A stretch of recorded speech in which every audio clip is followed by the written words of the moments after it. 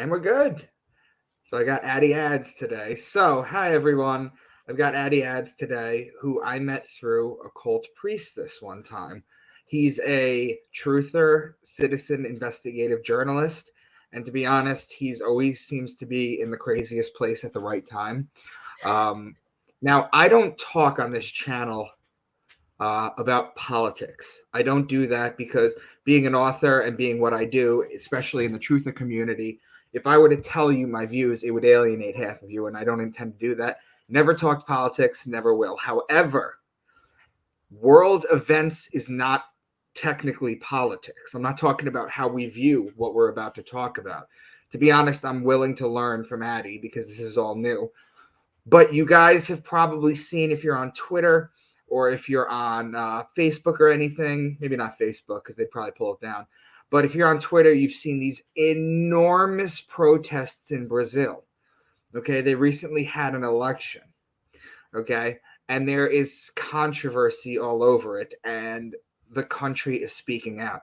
Now, the media, the mainstream media, will not show you this. Okay, so everything that we're about to learn from Addy is boots on the ground shit that he has experienced. And Addy, just take it away, my friend. Let me know how you got involved in this and give everybody just a basic background, if you will, about what the deal is and how this whole thing began. Okay. Yeah, will do, Micah. Thanks for having me on the show, man. I really appreciate it. Yeah. And if you want to write questions down and ask at the end or just interject, either way Yeah. works if you do have Yeah. questions. Yeah, so to go back up, it was really one of the craziest weeks ever for me. Someone very close to me died, and so I was back in Wisconsin, and for the funeral, and then the next day, my publisher at the National File says, "Do you want to go to Brazil?" And I said, "Are you joking?" He goes, "No," and I said, "Well, of course I want to go to Brazil." So the next day, I was in Brazil, less than 24 hours later, and we actually had planned to be there for like 2 weeks. I was supposed to come back tomorrow. At the earliest, if we didn't extend, but we actually had to leave after about 5 days, and I'll explain why in a bit here. But they're in their raining season right now / spring, so it's very wet, muddy. It's a quagmire almost every day. My first day there with my host, we actually took our shirts off and our shoes and our socks just to keep them dry, and go into the protest. We did have one nice day on Friday. Is beautiful, and we actually got some downtime too. That was our first period where we could actually just kind of relax and enjoy ourselves a bit. So that was nice. But we went So if there you could every day. explain to people, Yeah. why your producer, you said your producer sent you to Yes. I'm Brazil. sorry. What is going on in Brazil? Let's start with that. Sure. So my publisher at the Your National publisher, File, sorry. who hired me there, he sent me there. So I was working on behalf of the National File. I've been writing for them a little over a month now, just over a month. So I just started working with them. And what's going on in Brazil is they just had an election, and it's very contested. It's very similar to what we experienced in 2020. Actually, my publisher even said they are about to have their own version of January 6th. And we went there at pretty much at the right time. And the candidates, there were three main candidates. There was Bolsonaro, Jair Bolsonaro, who's the incumbent. He's more of a conservative leaning populist.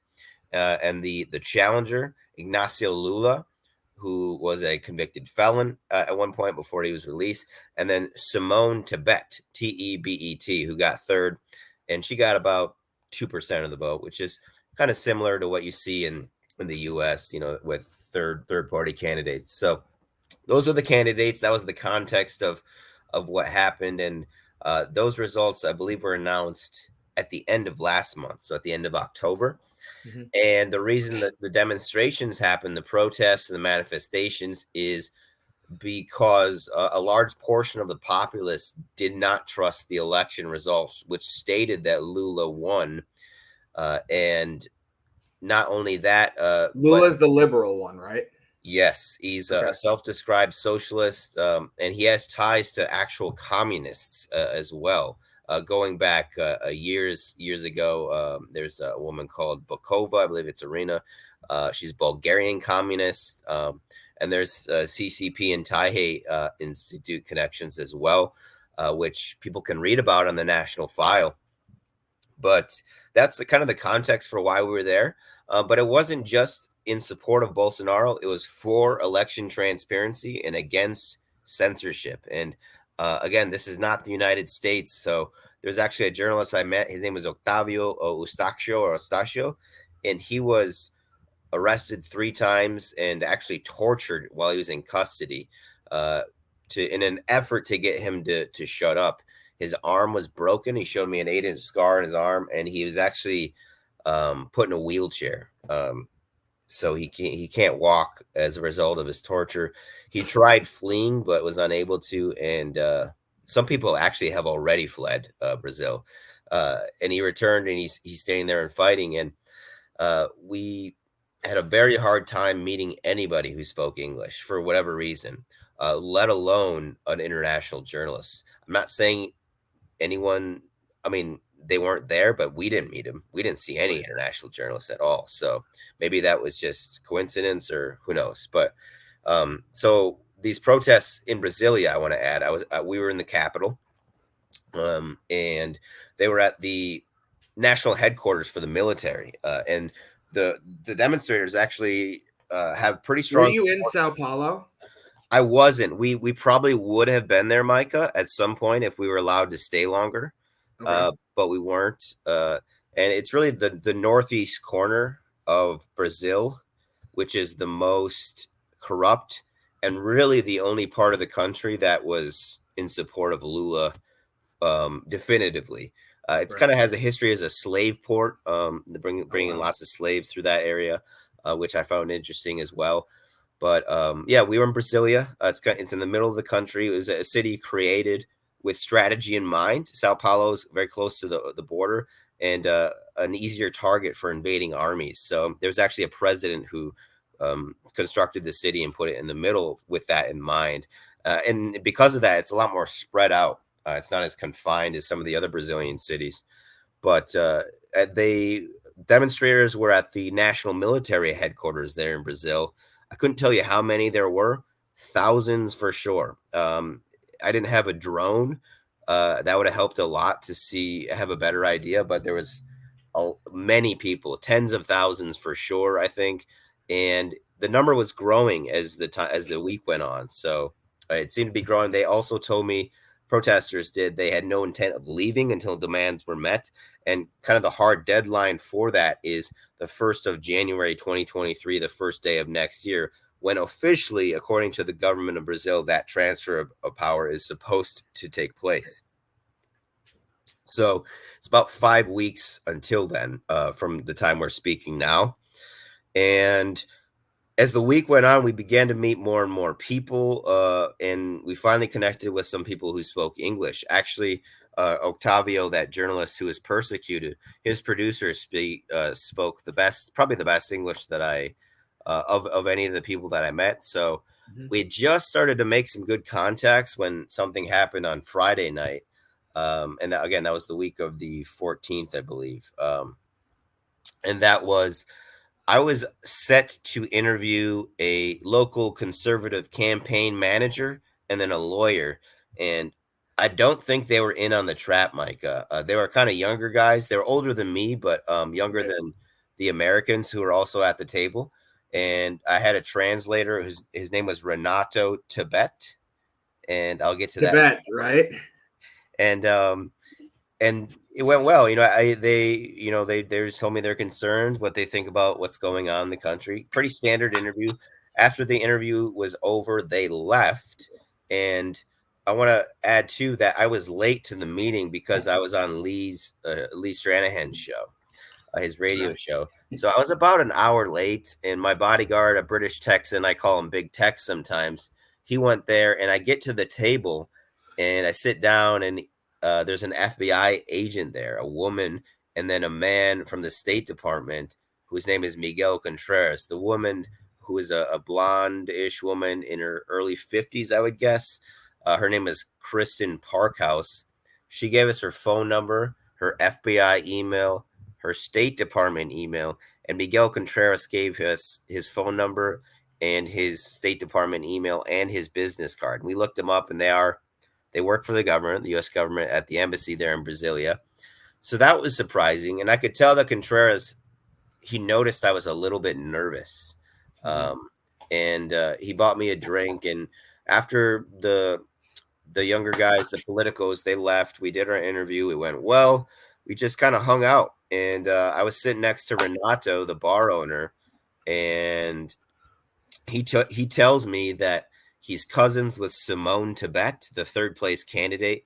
And my host also told me that Tibet is an uncommon last name in Brazil. So he also said that he stands to make a lot of money if Lula takes power, and that Bolsonaro is a fairer man to the populace at large, whereas Lula kind of is like a Mexican politician that he helps his buddies out and his friends and the So people. to go back a little bit, Yeah, let's place some context to this. Okay, Bolsonaro was recently elected in spite, or his last election, he won the last election in spite of overwhelming push for the liberal candidate.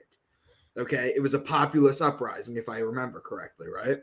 yeah, he's a populist candidate, and it's kind of one of those parallels I see with honestly Donald Trump and Bolsonaro. So In yeah, the yeah, sense that the candidate kind of came out of nowhere, gained huge support, and is being thrown out after one term, basically.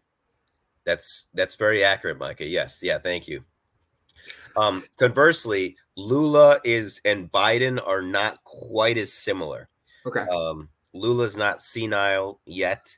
Um, so there's not really a whole lot of similarities between Biden and Lula, right. but in the context of the election, at large, there's a lot of parallels between our election and theirs, and also direct connections as well, not just parallels. Our CIA director right now, William Burns, he went to Brazil within the past year and told Bolsonaro not to mess with the electronic voting machines, which is one of the reasons that the people have been demonstrating. They want paper ballots, and they also want an audit of the election to be done by the military, which is their right.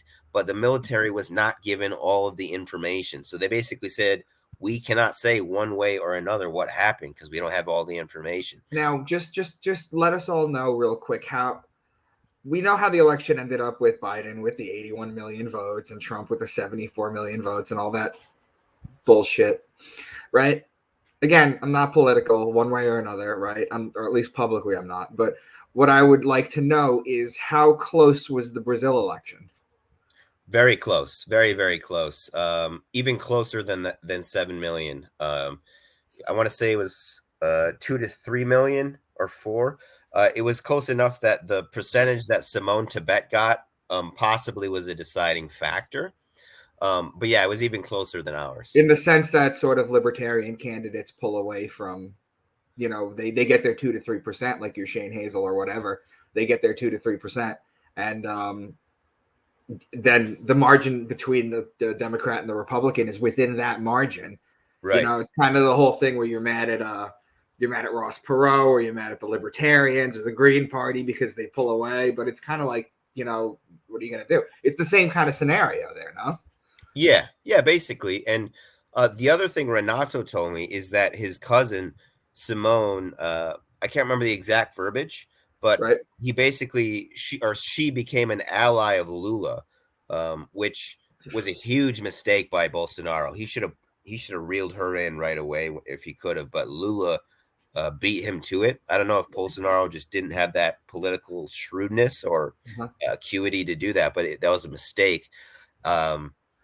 And again, that supports what Renato told me about him standing to make money if Lula takes power. Right. And it was at that time period in the conversation that the FBI chick jumped in and she said, you would make a good CIA agent. And I said, oh, okay. To you? Yeah. Yeah. That's called a soft pitch. You already know, Micah. I love it. I love it. You're good, sir. Yeah, I didn't realize it at the time, but in hindsight, I was like, were they trying to recruit me? Yeah. That would be, So you'd be an asset. for sure, I would Um, go from target to asset, right? that's right. Yeah. Okay, so let's put this into context for people. Okay, um, we went away from the liberals and went to the conservative Bolsonaro. What did Bolsonaro implement that the people are now fighting to keep in place versus what uh, Lula, what's her name? Lula. Lula Yeah, he's a is, male. oh, Male. Lula is looking to do. Yeah. Okay. So what is Bolsonaro's, his platform? What has he done to expand Brazil? Why are so many people invested in this? Yeah, that's a good question. He and I'm not gonna say I'm the tell-all expert on this, but Right. one thing that Bolsonaro did do is he made it easier for Brazilians to arm themselves, and because of that, Brazil's crime rate has actually gone down. Brazil is one of the most violent countries in the world. Yes. There's this YouTube channel that analyzes violent interactions, and I would say at least 40% of the videos come out of Brazil. You know, Right. two dudes on a bike or whatever. And conversely, Brazilians also told me that Lula is going to try to disarm them if he takes power. And that may have been the straw that, broke the intelligence camel's back, so to speak, or that let the dam loose. Because the Right. only article I had time to post and get out after I met this English speaker, Vinny, and I'll send that to you really quick in case you wanna look at it. Sure. I was unaware that Brazilians could arm themselves, but they have more or less an army of 600,000 civilians.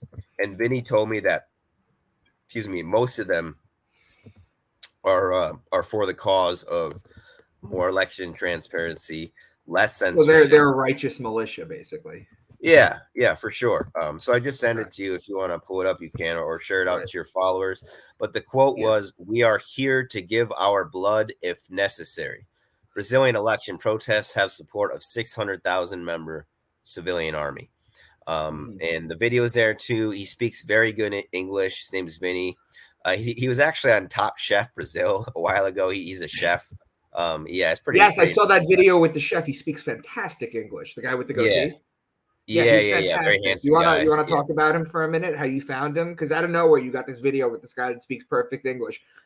Not only does he Yeah. speak perfect English, but he understands like cadence and language of America, and he speaks to us as if we're Americans talking about what he's defending. So, where did you meet this guy? And Yeah. I will definitely link his video because you sent it to me. But talk to me Yes, about sir. him real quick. Yeah. We met him. He was hanging out kind of near Octavio's tent, the media tent. The persecuted journalist I mentioned earlier. There's a lot of people kind of congregating around there, and so I just I bumped into him. I was like, man, you speak good English, and I was like, what do you do? And we just got to talk, and I was like, do you want to do an interview? I could write up a story about you, and it turned out to be a really like a bit of a home run interview. Right. Really interesting guy. And again, he's part of this group called the CAC, which stands for collector, shooter, hunter, or in Portuguese, coleccionador, atirador, and caçador, or cacador. Right. Um, Okay. and basically, people who meet those compliances, going through the background checks and the psychological tests, they can buy firearms, which I didn't know. And again, Bolsonaro made it easier in some way for that group to allow more citizens to arm themselves because they really And had a what this huge. does for people who are listening, what this does Mhm. by what he did, okay? I've made the argument, I guess it's a libertarian argument, but I've made the argument because we've seen this happen in Ecuador, where they legalized all the drugs and the deaths fell. The death rates alarmingly fell, okay? Because number one, you're taking the cartels out of it, so they're not mixing fentanyl and things into it, number one. Number two, okay, and this goes to the same thing with guns, it is now a regulated thing. Okay. So you got the background check, you do this, you do that. That's fine. But you're taking the cartels out of it. You're taking power out of the cartels. And what you're doing is you're arming the populace. Now, you were with an FBI agent and a intelligence agent as well. So I'm just going to ask you your opinion on this because I'm sure they had an opinion on it. Okay? But knowing the history of America, what do you think our intelligence agencies, how do I put this? what do you think their position behind the scenes on Sao Paulo is? Because we know that the U.S. loves to install dictators.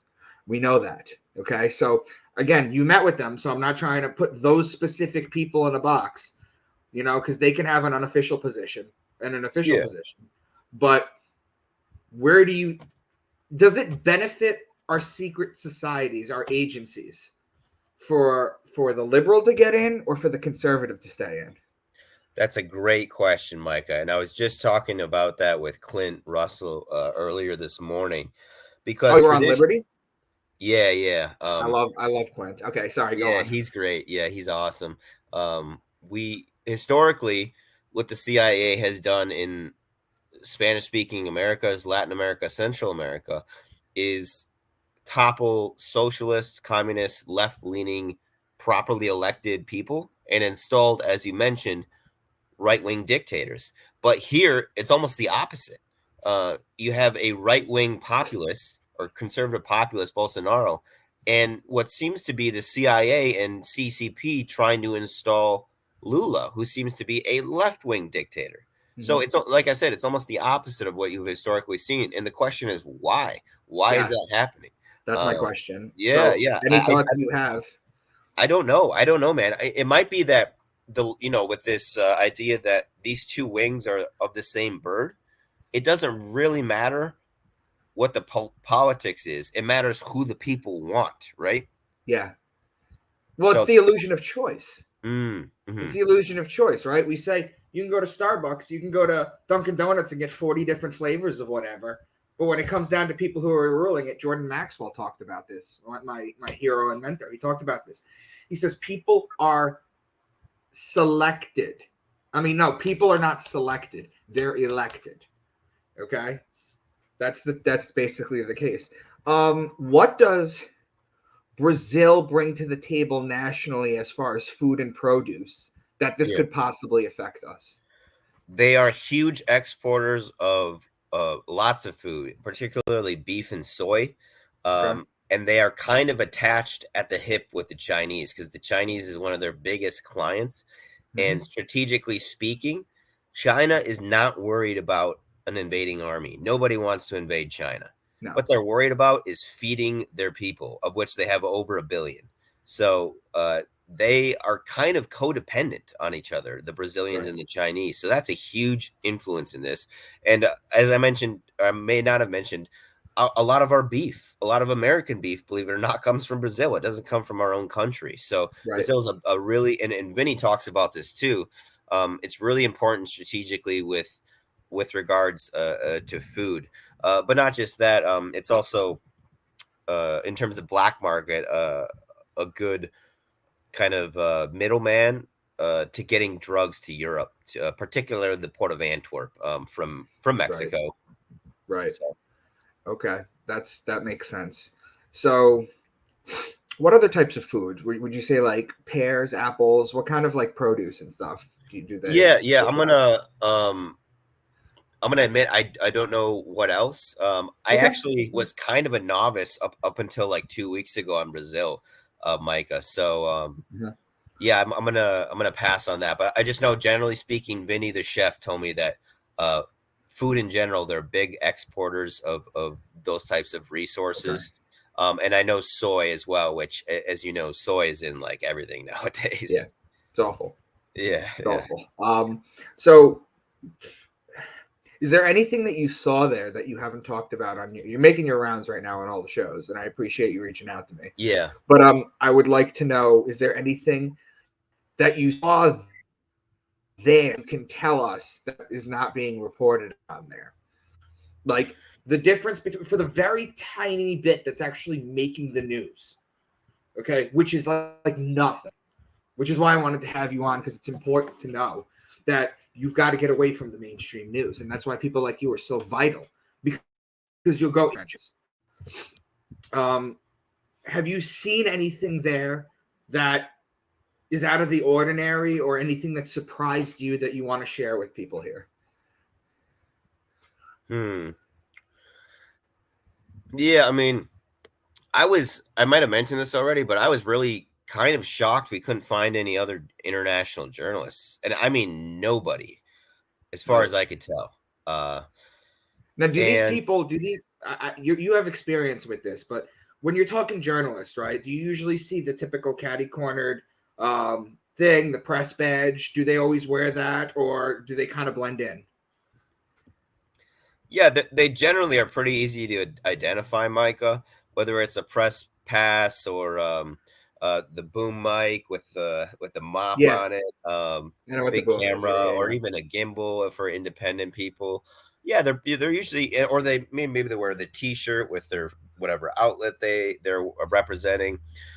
Yeah, usually pretty easy to identify. But and we walked around and we walked around. We went there every single day. Um, couldn't find anybody. Yes, so that was pretty shocking to me. I thought we would bump into at least one or two people. Right. Um, Now, did you go to Brazil with a game, or were you just kind of like, I'll go to Brazil, I'll wing it, let's see what we can find? yeah, I went there because the National File asked me to, my Right. publisher.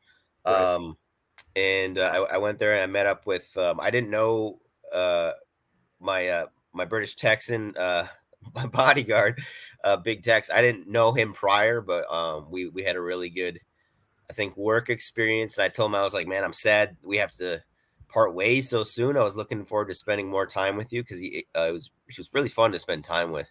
And we both kind of got blindsided a little bit by the intelligence trap, but I think we adapted pretty quickly to it. So Mm-hmm. Gotcha. Were you warned not to show certain things by anyone? Were you like intimidated at all? I'll continue my story. So Yeah, there you go. um, yeah, so after Renato told, she said the soft pitch, right? You would make a good Right. CIA agent, and then Mm-hmm. Miguel Contreras, the State Department guy, he wanted to go to this other bar called Jungle Bar, also owned by Renato Tibet. Um, Much younger crowd, louder, Now kind of there's more. two Tibets. There's two Tibets you're talking about. Do me a favor, just name them both and who they are. Yep. So Renato, male, 33, and I'll send you. Actually, here I'll bring this. I'll send the video in the private chat, and Okay. if you want to just play it while I'm talking, you can mute it because there's some music. So I don't know Right. if you're You know worried what I'll about. do is I'll put it in the links afterwards. But Okay. basically, Okay. I just Yeah. wanted you. So you have Renato. What does he do, and who is the other Tibet?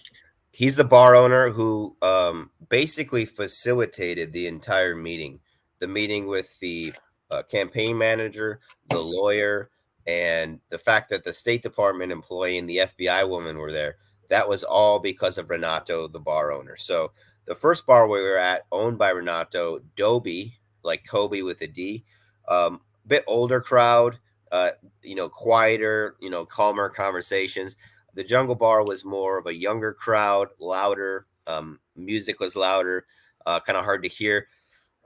So we relented and we go in Miguel Contreras' car, which has diplomatic plates. And as we're traveling there, he kind of brags to us that we can't be touched because we have diplomatic plates. And we get there and we're not there but 5 minutes when a young redhead sent over a napkin to my bodyguard that said, I think you're handsome. Here's my number in case you want to talk. And he said no at first, and it took about 20 to 25 minutes of persuasion from at least two other people to get him to finally relent and go over and just have a chat with her. She tried kissing him for most of the night. She also tried bringing him home to for whatever reason. Well, that's a standard top. That's a standard thing that the agencies do. Okay, what they'll do is when you become a whistleblower, or when you're public and you're speaking out against certain things, what they'll do is they'll try and charm you with sexual acts. What they'll do is they'll find and people will know this too. People will know this too because one of the people who I listened to, I don't know if you know who Karen Hughes is. She was in the World Bank. Okay. She's a Okay. lawyer in DC.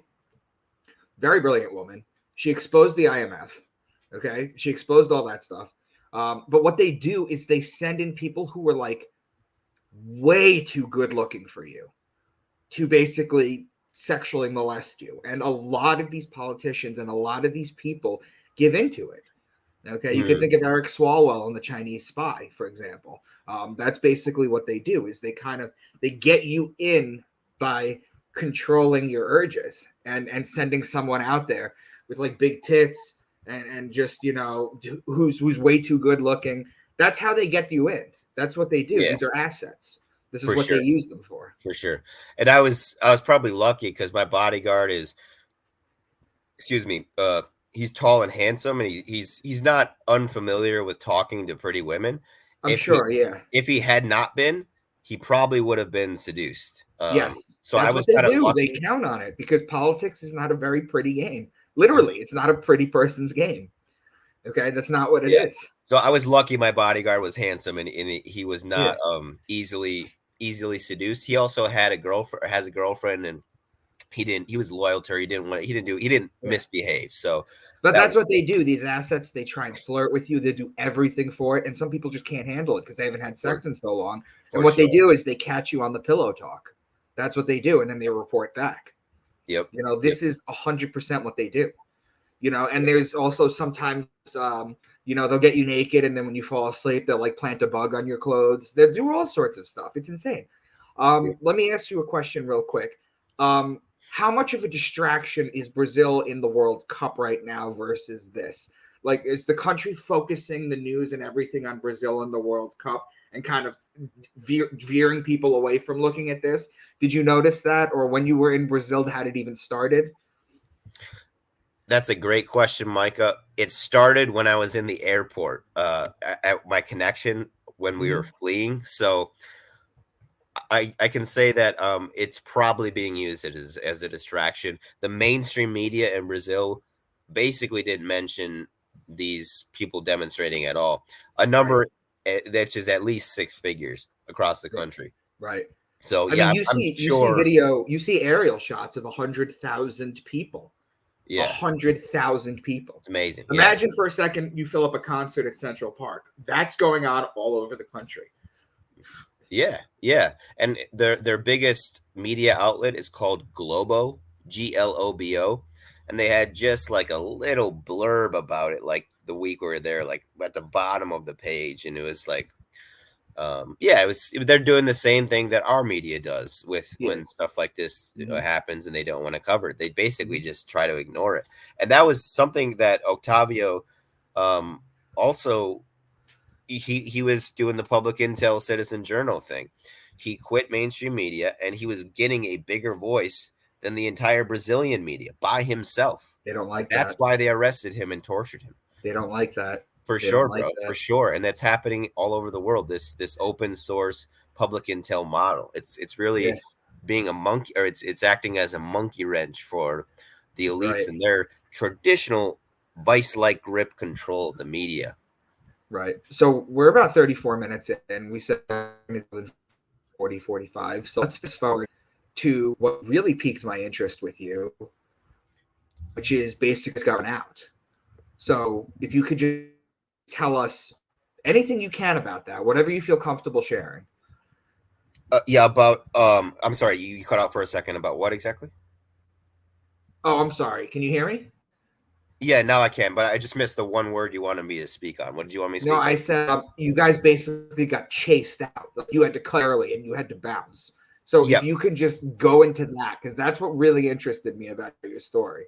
for sure, Micah. Okay, so after my bodyguard finally gets up, he relents. He's like, "Okay, I'll talk to her." Um, Not 5 minutes later, almost immediately, two young brunettes came over and sat next to me, and the cuter one told me her name was Bianca, which we later found out was a lie because she's actually the girlfriend of Renato Tibet. Um, and so her name is Natalie Ribeiro. I went to the bathroom. I came back and Renato's sitting in my seat. So I think he got a little jealous or she was enjoying her job too much. Whatever. I go and sit next to her, and then the asset comes, the main asset. Let's call him the beard. And people can see him on the video The word again, you cut out. What's the word again? the beard. He had a big beard, and that's something that Major Prather talks about too. Is like what do intelligence contractors and the Taliban have in common? A big beard, right? So they use that to build Yeah. rapport. with the Taliban. And Incidentally, Bianca is what you call, they're called honey. oh, wow. That's the That's name very for them. They're called honeypots because it's a sweet trap. It's yes, the yeah, that's idea correct. that you have the honey, but you stick your hand in like poo, and they're bees. Winnie They're Pooh, very yeah. dangerous. So they're called honeypots. Yeah, Winnie the Pooh, yeah. So he sits over and he starts talking to Renato for a couple minutes. I don't say anything, I just listen. Appeared to speak French fluently. He also appeared to have an accent. After a couple minutes, Renato gets up, and it's just me and the beard now. He's sitting right across from me, and he says, "What are you doing here?" I said, "Oh, I'm covering the protests, demonstrations. I'm a journalist." And there's a beat, and he says, "What are you doing here?" And I thought, "Oh my gosh, I know what's going on right now." And then he said, "We're watching every ping, every text message, every article you put out. We're reading them all." He made it clear we should leave, and he kept wanting me to go for a walk with him. He said, "Let's go for a walk." I said, "I'm not going for a walk with you." And then he also kept trying to buy me drinks that weren't poisoned. I know that because he was like, "See, it's fine." He drank it, and then he gave it to me. He wanted to get me drunk to, I think, eat more easily Well, influence me. Addy, do you know what they do now? Do What's you know? that? Do you know what they do now? How they get you? Usually, they put drugs that knock you out, like roofies, in there, and they build their tolerance up to it. But what they do now is they'll get you a nice cold mixed drink, right? And they'll take a sip and think everything is okay. And then they'll wait a few minutes. And in Brazil, it's boiling hot. And then the ice melts. But in the ice was the poison. Mm, So they'll drink it and they'll be fine because it's still in the ice. They'll give it to you melted. You'll drink it. Boom. that's amazing. That's amazing. Wow. Well, I'm glad I didn't drink it. Yeah. um, and we started to talk in circles after a bit.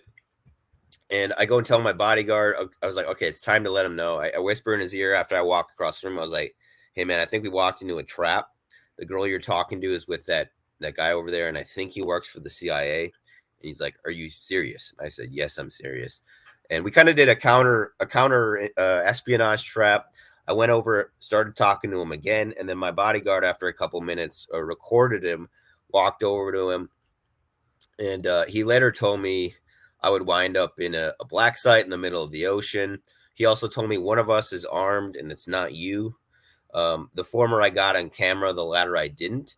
He also told me he used to work in Iraq and Afghanistan. I got that on camera as well. And he, at one point, I recorded him and I said, "You know her, don't you?" And I was referring to the FBI chick. Her name was Kristen Parkhouse. She gave us her State Department email, her FBI email, her phone number. Right. And then after a bit, I'm like, "Okay, it's time to go." And I was about to call the Uber, and I'm like, "Oh wait, my backpack is still in Miguel Contreras' car." And I asked him very politely if I could go get it. And that's when he like flipped on a dime and he started verbally abusing me. He then started like pushing me, and after like the third or fourth time, my bodyguard just like put him on the ground. Renato came over and like pushed him back, and I held Miguel Contreras down. And if they weren't armed, we could have easily tuned these guys up. But he told us he was armed, and I didn't want to test that. And I'm glad I didn't let my anger take control of me. And finally, he says after this, "Okay, I'll get you your backpack." We walk over. It's about 10 yards away, not that far. He unlocks the car, gives me my backpack, and I searched it several times for bugs, by the way, after. And then he says, "If I ever see you again, I'm going to kill you." And when the dust settled from the fight, all the assets were gone. The beard and all the ladies were gone. And it was just Renato and Contreras. And I got Contreras on camera trying to smack the phone out of my hand. Well, Addy, they don't really always use bugs anymore. I don't know if I wrote about this in one of my books. What they do is it's a spray now, and they're microchips. What happens is they spray it onto your clothes, and like 20 microchips land on it, and they're trackers. They can track, so you wouldn't even know if it was a bug or not. You could spray it on your shirt. You could spray it. That's what they use now. Yeah, I think it's called smart dust, if I'm not Smart mistaken. dust, exactly. That's Yeah. what it is. Yeah, they bake it into food, You know, they'll have like a banquet or something, and they'll have all these important people in there. They'll eat a cookie, and the smart dust is in the cookie, and it's in your body for X amount of hours till you shit it out. Sure. Yeah.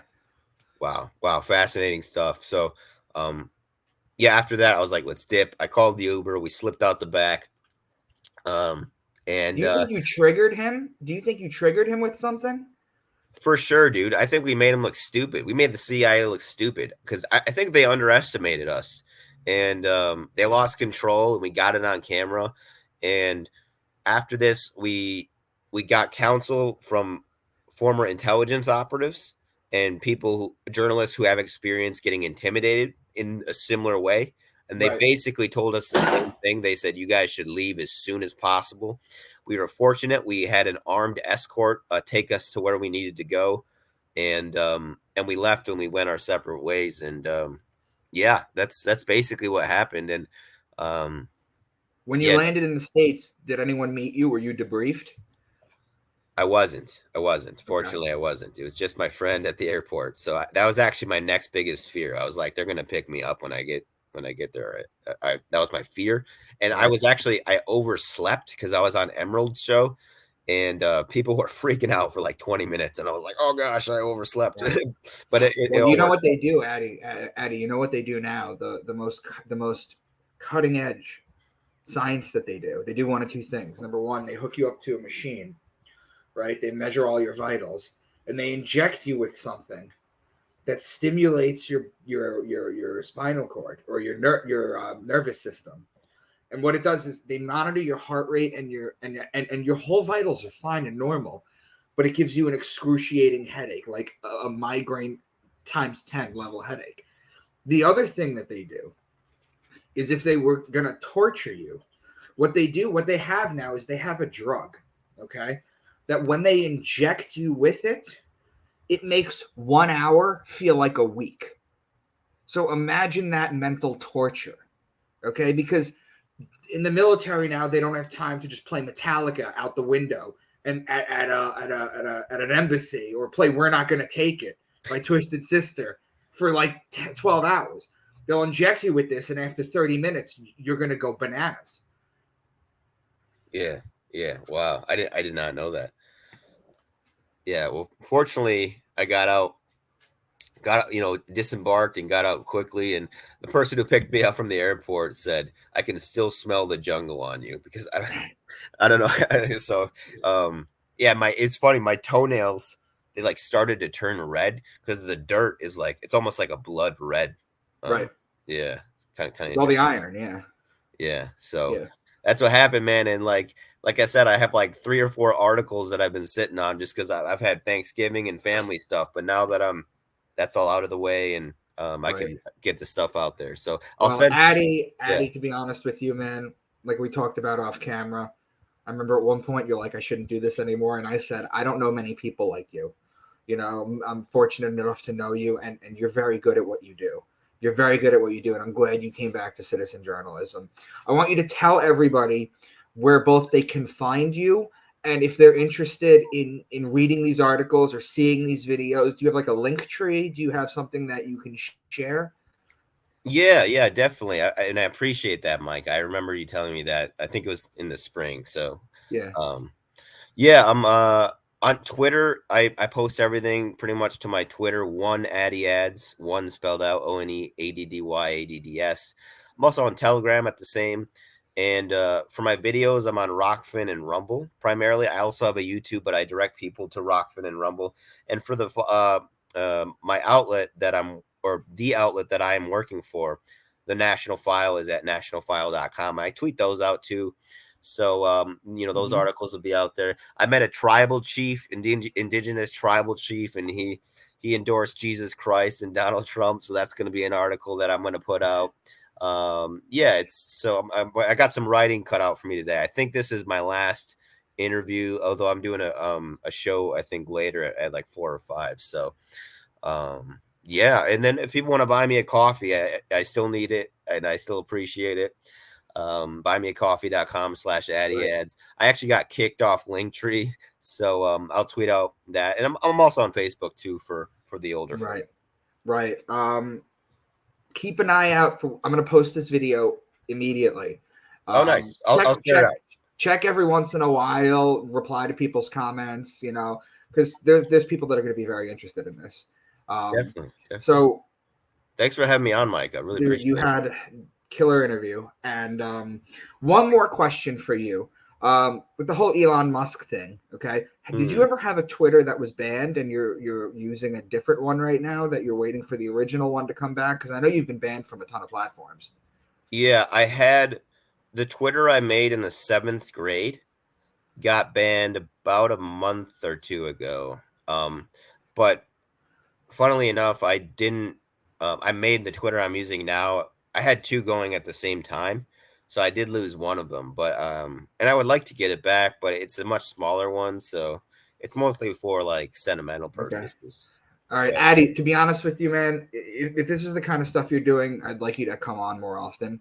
yeah, I know that you're not going to have a mind-blowing story every time, but my last question for you is what is next for you? yeah, that's a good question. I can answer it. I'm actually going to be more than likely heading down to Georgia again for the Senate duel between Walker and You're doing Warnock. the runoff? Yeah, I think so. Okay. And So yeah, if there's anything that you ever want to get out on a platform or anything, if there's anything that you want to just share about something or some stuff that's not really being exposed or anything, you're always welcome back on. Thank you, Mike. I appreciate it. How many people can say their first bar fight was with the CIA? There you go. That's amazing. Yeah. That's basically what it is, right? A guy that looks like Surge from System of a Down sits down with you and then threatens your life and tells you he's armed, right? That's basically what happened. Yeah, it is. It's pretty nuts. But just watch out for those honeypots, man. Honestly. Yes, like sir. You're a good looking dude, but know your limits, okay? Sometimes 10s and 12s come after you and you're like, something's up. Yeah, for sure. Yeah, you're right. Yeah. I know how to spot, things that are out of pattern. I think so. Yeah. Are you in Thanks, touch Mike. with your bodyguards still? Yeah, we're still cool. Yeah, he's a very brave man, and I'm hoping we can hang out again because it's really cool to. I don't know. It's like one of those like bonding experiences, right? Traumatic bonding. Of course. All right, Addy. Thank you for your time, my friend. Thanks, Micah. Have a great day, sir. And as soon as you share it out, I'll put it on my channels. Yeah.